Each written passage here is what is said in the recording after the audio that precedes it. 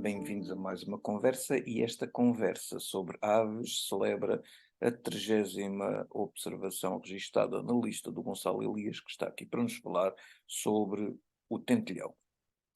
Olá, sim, vamos na 30ª espécie. O tentelhão foi mais uma espécie que eu vi durante os dias que passei no norte do país, na zona de Guimarães, em julho de 1988, e é mais uma espécie que, tal como as anteriores, eu vi pela primeira vez no norte, porque esta espécie é muito mais abundante no norte do país do que no sul. Portanto, esta minha primeira ida ao norte de Portugal para fazer a observação permitiu-me observar com facilidade várias espécies que mais cedo ou mais tarde teria encontrado no sul, mas que ali eram mais fáceis de encontrar pelas razões que eu referi. Ora bem, o tentelhão tem o nome científico Fringilla coelebs, ou celebs.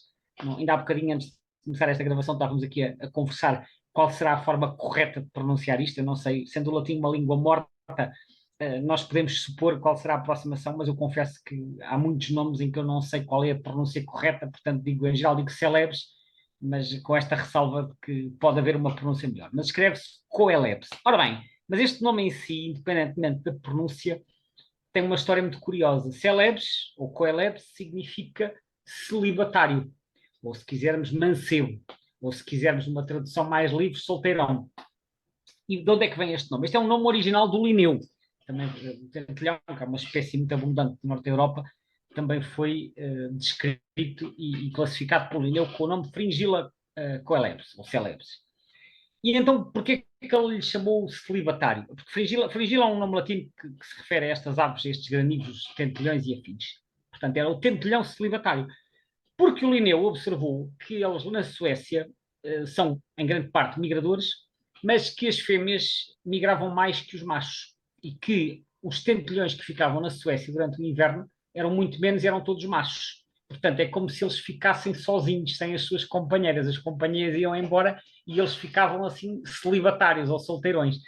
Portanto, isto é um fenómeno curioso que acontece com esta espécie.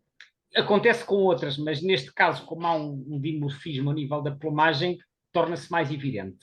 E é aquilo que se chama migração diferencial, ou seja, em que há um padrão diferente de migração consoante as aves são machos ou são fêmeas. Eu falei disto a propósito do pisco de peito ruivo, em que também já se constatou que as fêmeas têm mais propensão a fazer migrações longas do que os machos, mas na altura o Linneu isso não sabia, porque os piscos são muito parecidos. Agora, no caso dos centelhões, aquilo era bastante evidente e ele via que só chegavam machos.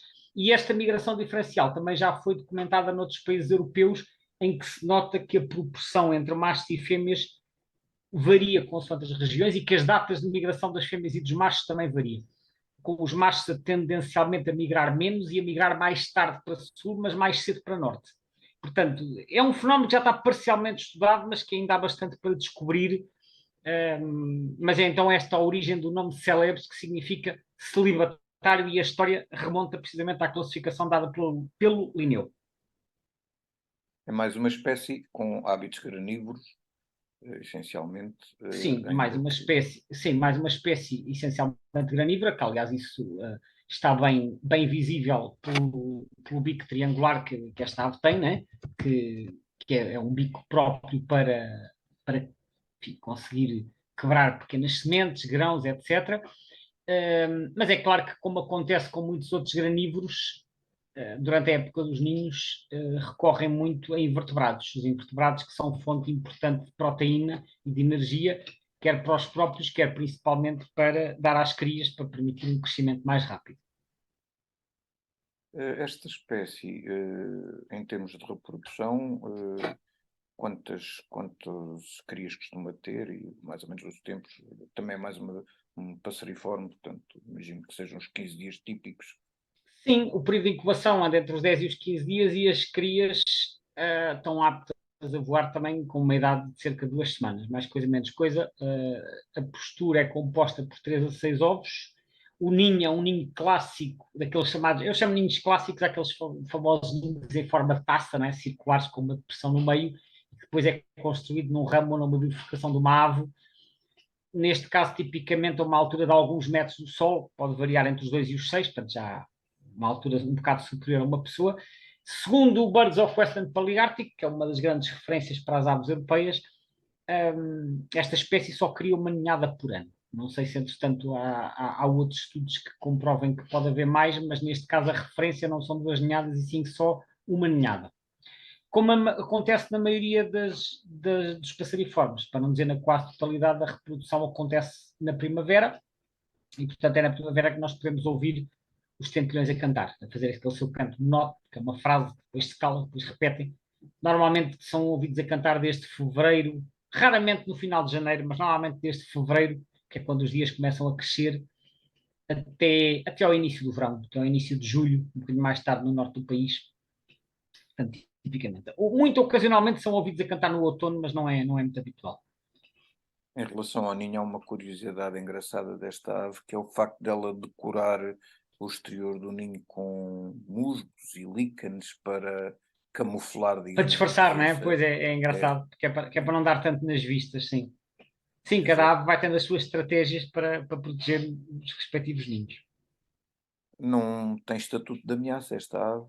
Não, não, de maneira nenhuma. Esta ave é uma das aves mais abundantes a nível europeu. Nós aqui não temos, se calhar, essa noção, porque embora o tentilhão seja comum em Portugal, e observa-se um pouco por todo o país, mas não é das espécies mais abundantes. Em algumas zonas do norte do país eles são bastante comuns, mas quando vamos para outros países europeus, é das espécies mais numerosas nas cidades, nos parques e nas florestas. A população mundial, só para teres uma noção, a população mundial desta espécie, segundo os dados que vêm no site da BirdLife, anda entre os 500 e os 800 milhões de indivíduos, que é uma brutalidade. Assim.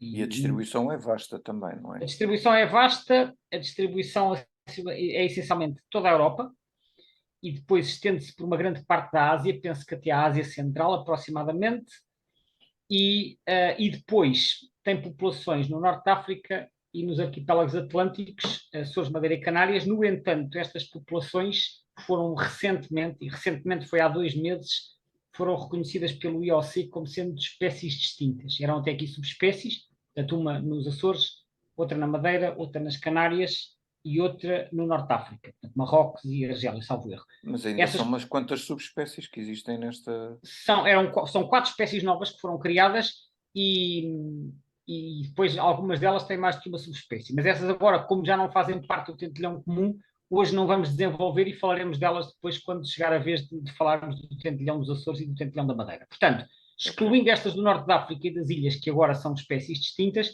podemos considerar que o tentilhão comum se distribui por praticamente toda a Europa e uma grande parte da Ásia, até, grosso modo, a Ásia Central. No continente, na distribuição do continente, está presente de norte a sul do país, mas como acontece com muitas outras espécies, há diferenças na sua abundância. Aliás, como é normal com a maioria das espécies que se distribuem por toda a Europa, as espécies que se distribuem por toda a Europa, não é, isto que eu vou dizer não é verdade para todas, mas é verdade para muitas. São espécies que se dão bem em climas temperados.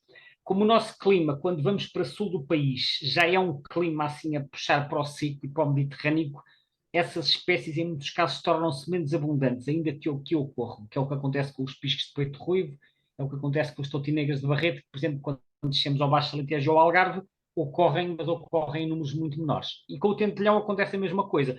Eles estão presentes por todo o país, mas quando chegamos, por exemplo, ao Algarve, no Algarve há, mas não há assim tantos. E no interior alentejano, em particular no Vale do Guadiana, também há em números bastante baixos e com muitas quebras na distribuição. Por outro lado, também estão praticamente ausentes da região de Lisboa e arredores, há muito poucos. Aparecem mais no inverno, mas na época dos ninhos, por exemplo, em Lisboa, não é muito habitual ouvir tentilhões a cantar em jardins, nem nos parques maiores. O que é estranho, porque noutros países europeus eles são muito comuns. Penso que até no norte do nosso país também há em parques urbanos, mas não em Lisboa ou no sul. Portanto, há algumas diferenças. Onde é que eles são mais comuns em Portugal? No norte, especialmente no nordeste, Trás-os-Montes. Aí é frequente a pessoa ir na estrada, vai na estrada, passou ao lado de uns carvalhos e está um tentilhão a cantar, que se ouve a cantar enquanto vamos a conduzir. Na beira interior, em grande parte da região centro e também no Vale do Tejo, ali no Ribatejo, que tem uns bons sobreirais, aí também há muitos. Portanto, grosso modo é um bocado essa a distribuição, mas estão presentes no país praticamente todo e é uma espécie comum. Eu não quer dizer que eles são raros. Não é tão abundante como noutros países europeus. Mas é uma espécie muito esquiva, não é?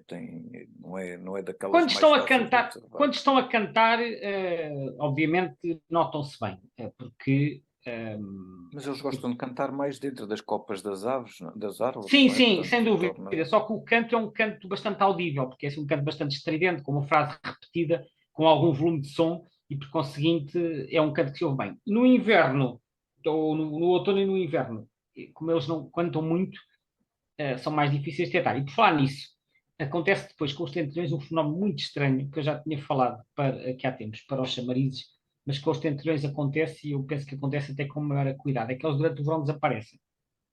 Ou seja, acontece aquele fenómeno em que, durante um período de verão que vai, grosso modo, de julho a setembro, e em especial no sul do país, deixa de se ver tentilhões.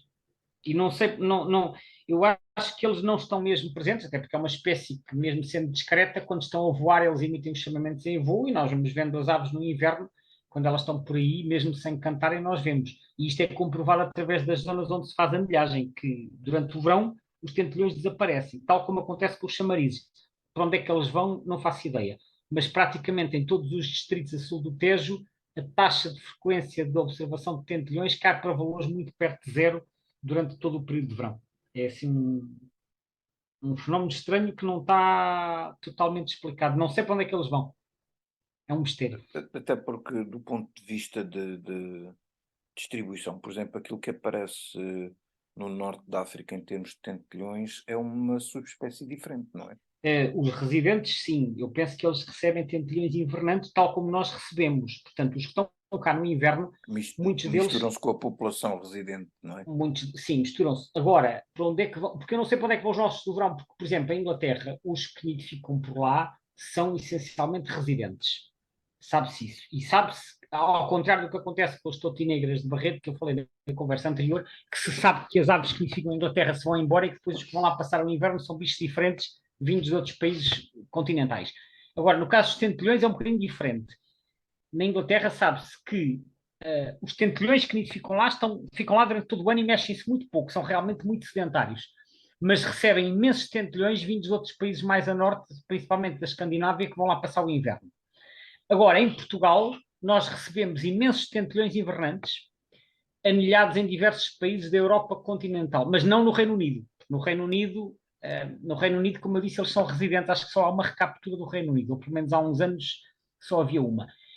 Os que vêm cá invernar são principalmente oriundos dos países nórdicos, portanto, Finlândia, Escandinávia, países bálticos e até da antiga URSS, e também da Alemanha, da Bélgica, portanto, vários países do chamado centro e norte da Europa. São assim os países que têm mais representatividade. Portanto, nós recebemos tentilhões invernantes que teoricamente se vêm juntar aos residentes, só que os residentes, entretanto, em julho, parece que foram para o outro lado qualquer, que eu até hoje não consegui perceber para onde é que eles vão. É um enigma porque isto acontece em várias regiões. Podem estar por aí, todos juntos, num sítio, muito discretamente, não sei responder.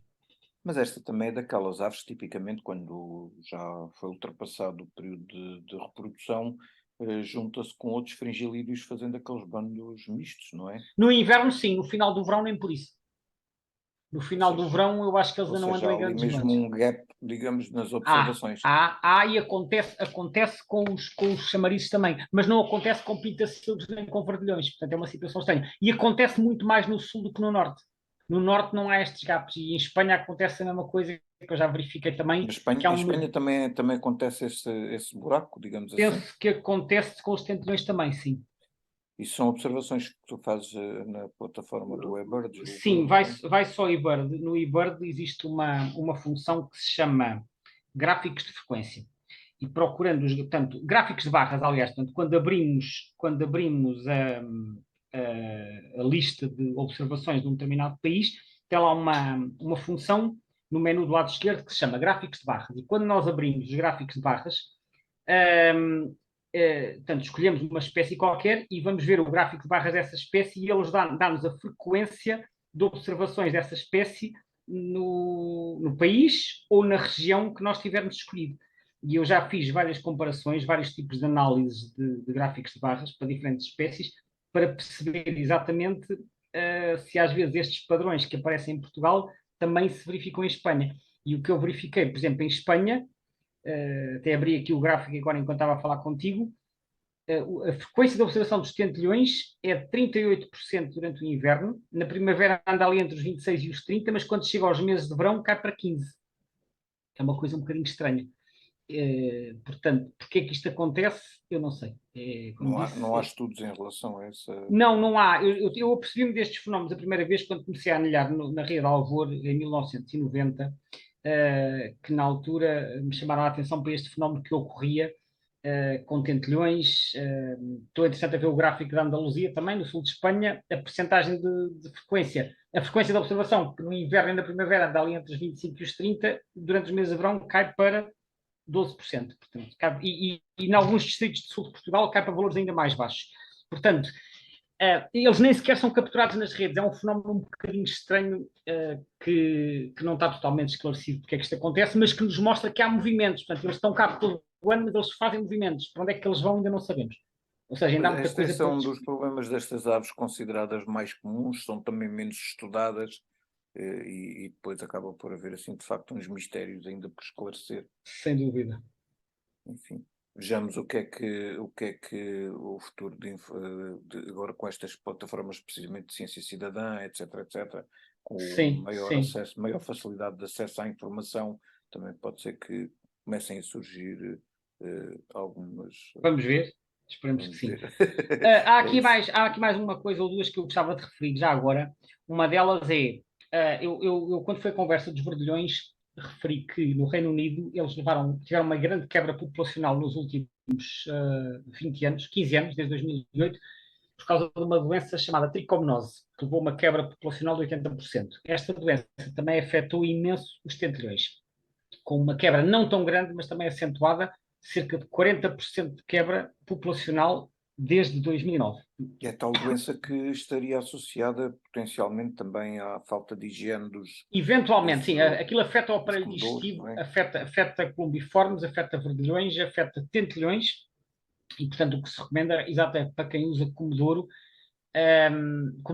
que faça regularmente a higiene dos mesmos, porque os comedouros, embora possam ajudar as aves a sobreviver, também podem ser um vetor de propagação de doenças, porque as aves partilham o mesmo espaço para comer, depois também podem fazer ali as suas fezes e aquilo acaba por ser um foco de contaminação. Portanto, é muito importante fazer a higiene dos comedouros. Outro aspecto também curioso sobre os tentilhões, que eu acho que também não queria deixar de referir, é o facto desta espécie ter sido introduzida noutras regiões do planeta, no século XIX, por causa de uma moda que havia na altura, que era as sociedades de aclimatação, em que os colonizadores, aqui ainda foi no tempo do Império, especialmente do Império Britânico, os colonizadores achavam que a fauna dos países que eles tinham ocupado era assim, uma fauna um bocadinho estranha, uma fauna um bocadinho deficiente, e então achavam que era boa ideia levar espécies exóticas para lá. E depois também trouxeram espécies exóticas de lá para cá, como a gente sabe. E depois também havia aquela nostalgia de quererem ouvir e ver os animais que estavam habituados na sua terra natal, neste caso a Inglaterra. E houve aves e outros animais introduzidos em todos os continentes. No caso do tentilhão, eles foram introduzidos em várias regiões, foram introduzidos nos Estados Unidos e na Austrália, mas não sobreviveram aí, portanto extinguiram-se, mas há dois locais onde foram introduzidos, onde se mantiveram até hoje. Um é na África do Sul e outro é na Nova Zelândia. No caso da África do Sul, foram introduzidos por volta de 1897, tanto quanto sei, pela mão de um senhor chamado Cecil Rhodes, que foi um colonizador e um homem de negócios e que foi primeiro-ministro da Colónia do Cabo durante uma série de anos, no final do século XIX, portanto uma figura de destaque no tempo do Império Britânico, e que era um adepto daquelas ideias de que tudo o que a raça inglesa é superior e que tudo o que é inglês é superior, e então vamos lá também meter aqui uns animais ingleses. Ele introduziu uma série de espécies, incluindo o melro tordo comum, o tentilhão e penso que mais um ou dois que agora não me recordo, mas os outros todos extinguiram-se, os tentilhões sobreviveram. E ainda hoje há tentilhões na zona do Cabo. Só que acontece uma coisa curiosa. Quando nós introduzimos uma espécie numa zona onde ela não ocorre naturalmente, pode acontecer uma de três coisas. Ou ela não sobrevive, não se aguenta e extingue-se, ou ela invade o território, porque se conseguiu adaptar e proliferar, né? Ou então pode atingir ali uma situação de equilíbrio em que nem se extingue, nem se expande, que foi o que aconteceu com os tentelhões. Portanto, acho que há umas dezenas de casais de tentelhões por lá, não muitos, mas que vão sobrevivendo até à atualidade. Portanto, esta é a história. E mantém-se, digamos, esse equilíbrio com as outras espécies? Aparentemente sim, não se conseguem expandir porque se calhar há outras espécies que não deixam. Ele terá introduzido isto lá nas terras dele, perto de Cape Town, e eu por acaso quando estive na África do Sul, acho que cheguei a observar tentelhões nessa zona porque ainda existe lá uma pequena população, mas é ali um núcleo bastante restrito. Na Nova Zelândia a situação é completamente diferente. Eles foram introduzidos em 1865, pelo que eu percebi, espalharam-se pelas duas ilhas principais e por uma série de outras ilhas e atualmente são abundantíssimos em todo o país. Portanto, foi uma espécie... Tomaram completamente. Portanto, por razões que isto tem a ver com o clima, tem a ver com a vegetação, tem a ver com a existência de predadores ou a falta deles, e, portanto, na Nova Zelândia isto é uma das espécies que, julgo eu, que está classificado como invasora por causa destes fenómenos. Portanto, ou seja, esta prática de introduzir animais fora das suas terras de origem é uma prática que já tem bastante tempo. Claro que na altura não se sabia os impactos que isto tinha, hoje sabemos que pode causar danos à fauna e flora locais, mas fica aqui este registro então que o tentelhão foi introduzido noutros continentes. Gonçalo, muito obrigado por mais esta conversa. Desta vez então estivemos a falar sobre o tentelhão e a sua distribuição, hábitos de reprodução, etc, etc. Muito obrigado a quem nos ouviu. Já sabem que temos, esta foi a 30ª conversa, portanto, existem mais 29 e depois, dependendo da data em que houver, em que estejam a ouvir esta conversa, até pode ser que já haja muito mais, mas pelo menos 30 já temos aqui. Ok, Zé. Obrigado, Gonçalo. Até breve. Obrigado. Até à próxima.